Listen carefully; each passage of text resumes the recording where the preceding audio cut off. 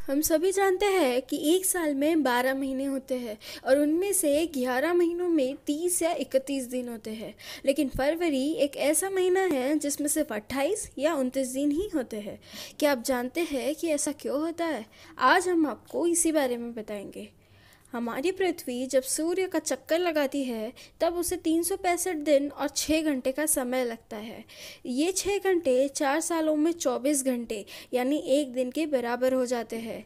इसी वजह से हर 4 साल में फरवरी महीने में 28 की जगह 29 दिन होते हैं, जिसे लीप ईयर कहा जाता है।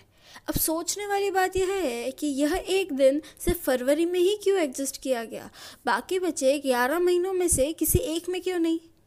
दरअसल इसके पीछे भी एक वजह है। बहुत साल पहले एक साल में सिर्फ 10 ही महीने होते थे और साल की शुरुआत मार्च महीने से होती थी और दिसंबर साल का आखिरी महीना होता था। बाद में साल 153 बीसी में जनवरी और फरवरी महीने की शुरुआत की गई थी। जब साल 10 महीने से बढ़ाकर 12 महीनों का कर दिया गया तो महीने के दिनों को उसी हिसाब से विभाजित किया गया। इसके बाद फरवरी में 28 दिन हो गए और हर 4 साल में 29 दिन आने लगे। ये तो सोचने वाली बात है कि साल में एक दिन न भी बढ़ाते तो क्या हो जाता।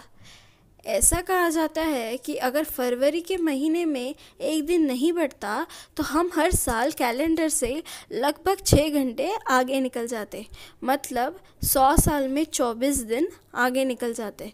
ऐसे में महीनों के हिसाब से मौसम का अनुमान लगाना मुश्किल हो जाता और 500 साल बाद गर्मी मई जून में न आकर दिसंबर में आती।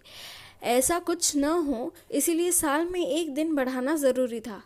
हम में से कई लोगों को कौन सा साल लीप ईयर है यह जानने के लिए कैलेंडर की मदद लेनी पड़ती है, लेकिन आज मैं आपको एक ऐसा तरीका बताऊंगी जिससे बिना कैलेंडर देखे आप लीप ईयर का पता लगा सकते हैं।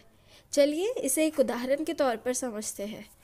मान लीजिए आपको साल 2022 के बारे में पता करना है, तो आप 2022 को 4 से भाग कीजिए यानी डिवाइड कीजिए।